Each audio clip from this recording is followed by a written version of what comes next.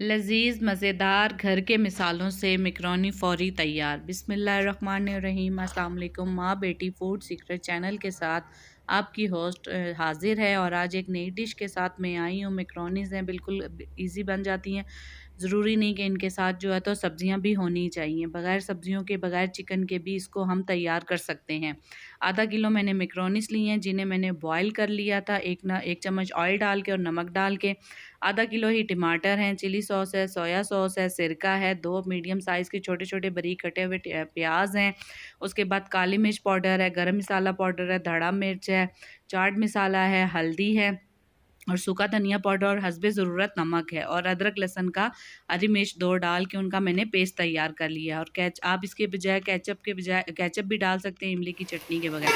ہم نے تقریباً اس میں 2 سے 3 چمچ جو ہے ہم نے آئل لیا ہے۔ آئل میں نے پیاز کو بس اتنا فرائی کرنا ہے کہ اس کا کچا پن جو ہے تو وہ بس خالی ختم ہو جائے، اور اس کے ساتھ ہی میں نے جو ہے تو ادرک لہسن اور ہری مرچ کا جو پیسٹ بنایا تھا وہ میں نے اس کے ساتھ ڈال دیا ہے۔ اس کو میں اچھی طرح 1 سے 2 منٹ کے لیے جو ہے تو چمچ ہلاتی رہوں گی، تاکہ یہ ادرک لہسن اور ہری مرچ کا جو پیسٹ ہے اور پیاز جو ہے تو وہ بالکل نیچے نہ لگ سکے، کیونکہ ہم نے آئل کا استعمال اس میں بہت تھوڑا کیا ہے۔ اور اس کے بعد اب میں یہ بالکل آپ کے سامنے جو ہے تو پیاز اور لہسن ادرک بس اتنا میں نے ہلکا سا براؤن کیا، اور جس میں 1 کپ جو ہے تو نیم گرم پانی ڈال رہی ہوں۔ ڈالنے کے بعد جو ہے تو اس کو اچھی طرح چمچ کی مدد سے ہلاؤں گی، مکس کروں گی، اور ساتھ ہی جو ہے تو آدھا کلو جو میں نے ٹماٹر لیے تھے وہ بھی اب میں ساتھ ہی اس کے ڈال دوں گی، اور ہری مرچ 2 کاٹ کے ڈالی ہوئی تھی میں نے ٹماٹروں کے بیچ میں۔ ٹماٹر ڈالنے کے بعد ان کو میں ٹماٹروں کو اچھی طرح سے جو ہے تو میش کر لوں گی، چمچ ہلاؤں گی اچھی طرح سے۔ اس کے بعد جو ہے تو ان کو میش کر دوں گی، اور یہ میش ہونے کے بعد بالکل ایسے ہوں گے جیسے ایک ہم نے ہانڈی کا مسالہ تیار کیا ہوا ہوتا ہے۔ ہلکے ہلکے سے ٹماٹر پیاز نظر بھی آ رہے ہوں گے، لیکن بالکل تھوڑے سے میش کیے ہوئے ہوں گے۔ ساتھ ہی دھڑا مرچ ہے، کالی مرچ پاؤڈر ہے، گرم مسالہ پاؤڈر ہے، سوکھا دھنیا پاؤڈر ہے، ہلدی ہے، نمک ہے اور چاٹ مسالہ، یہ میں نے سب ایک چھوٹا چمچ جو ہے تو چائے کا وہ میں نے لیا ہے مقدار میں۔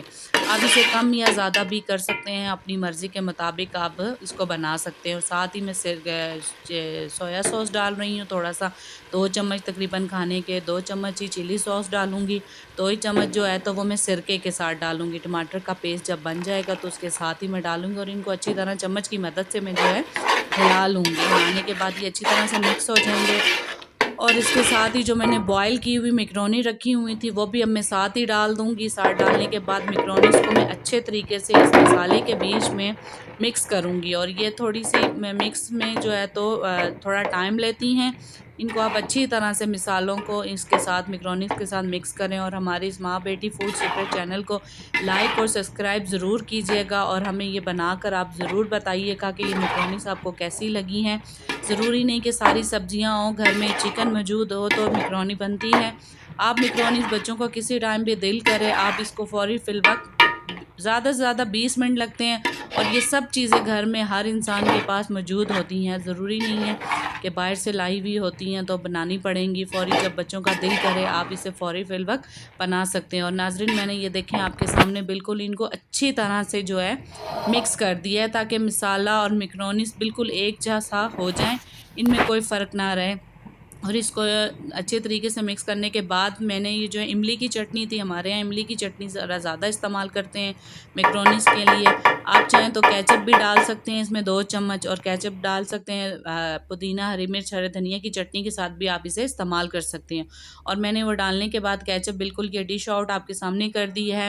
میں نے اس میں تھوڑی سی جو ہے تو ڈیکوریشن کے لیے پودینہ بھی ڈالا ہے، پودینہ بھی بہت اچھا ہوتا ہے اس کے لیے۔ اور ہمارے اس چینل کو لائک اور سبسکرائب ضرور کیجیے گا۔ مجھے اجازت دیجیے، اللہ حافظ۔